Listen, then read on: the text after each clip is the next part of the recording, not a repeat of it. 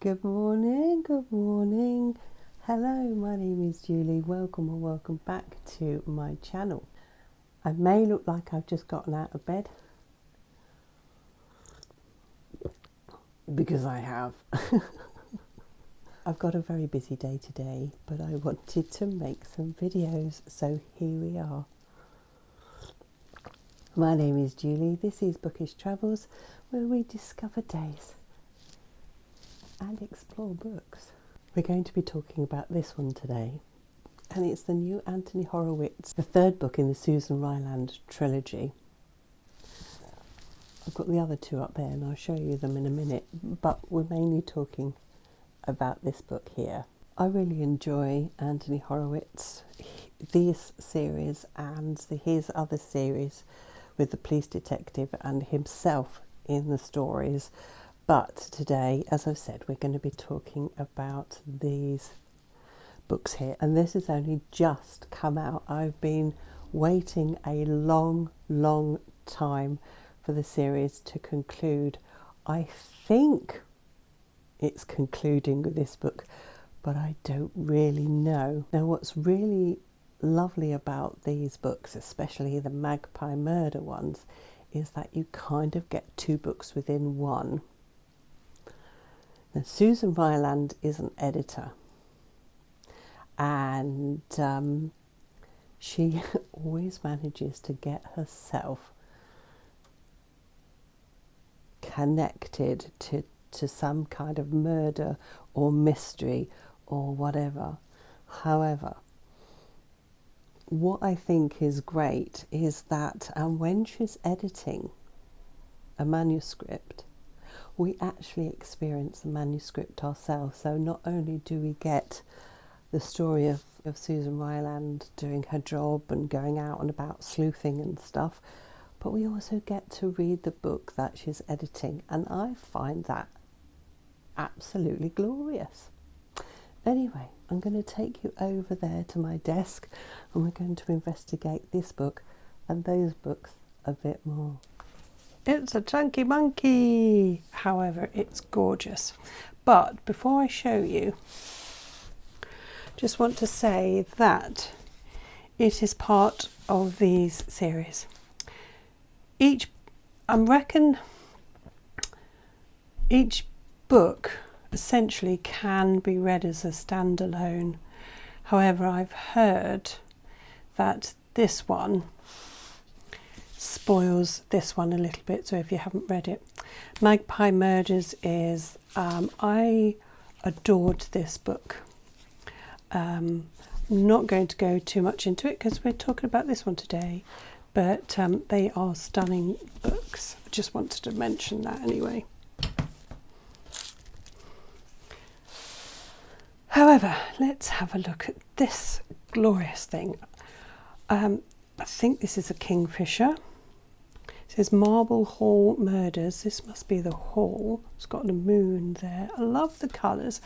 And this key here must be a vital part of the book because it's highlighted. Anyway, at the back it says a murder story with a difference. Because this is a story that can get you killed. It's a supremely clever, entertaining, richly layered novel where the difference between fiction and reality is also the difference between life and death.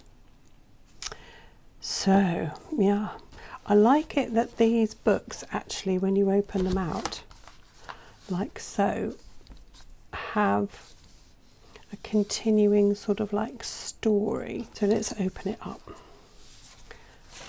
Oh, lovely, lovely. This is obviously Marble Hall Murders. It's night time. There's one light on and there's a rather swish car. Now, if I remember, this is the car that Susan Ryland, I think her name was, that we met in Magpie Murders, who is the editor, drives. So I love it when you get pictures in the front. Okay, a list of all his other books. House of Silk, Moriarty, I've read. Great. The James Bond, I think I've read Trigger Mortis and I'm not sure actually, but his James Bond's books are good. Yeah, Susan Ryland, Magpie Murders, Moonflower Murders, and I've read all these Daniel Hawthorne ones. Are excellent. So it says Marble Hall Murders is a standalone novel, but is also the third book in a series that began with Magpie Murders, which is this one. Readers should be aware that the solution to Magpie Murders is revealed in the book. Ah, there we go, exactly as I said. Oh, we have a family tree, the Crace family tree. Miriam Crace is married to Kenneth Rivers. They have Jonathan, Edward and Frederick. Oh, Turner, who's adopted. He married Amy and had Roland and Julia. He married Layla, Abdel Aziz and Jasmine. And looks like Frederick didn't have any kids. Oh, Elliot married Gillian Stevens. So, yeah. To Leander and Cosima, I hope you'll read this one day. So it says a new start. Is there really such a thing as a happy ending?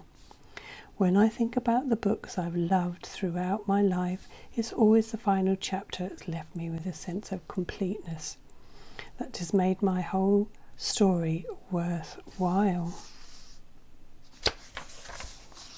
Okay, we're not going to spoil too much. Oh my goodness. Oh my goodness, that is glorious. I love that. With his signature, with the kingfisher and the key.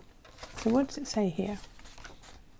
Susan Ryland has had enough of murder. She's edited 2 novels about the famous detective Atticus Pund, and both times she's come close to being killed. Now she's back in England and she's being persuaded to work on a 3rd. Golly, it's a long one. I'm not going to read it all, but look, I nearly missed that. How fabulous. I don't remember that being on the other ones. We shall check. But yes, I thought I would start doing these book spotlights with my new books that I have pre-ordered. I'm not going to do it with like charity shop ones. I might do. What do you think of this format? But anyway, I wanted to show this because it's glorious. Anyway, let's just double check. Let's just double check. Look at that. Lovely, lovely. No, sadly not. Another lovely picture. Do we do it? No. I'm going to start this today because I've been waiting a long time for this, and I will let you know what I think of it when I have finished it. However, I've got a question for you guys. Before I do this one, do you want me to talk about the other ones first or just this one? It's entirely up to you.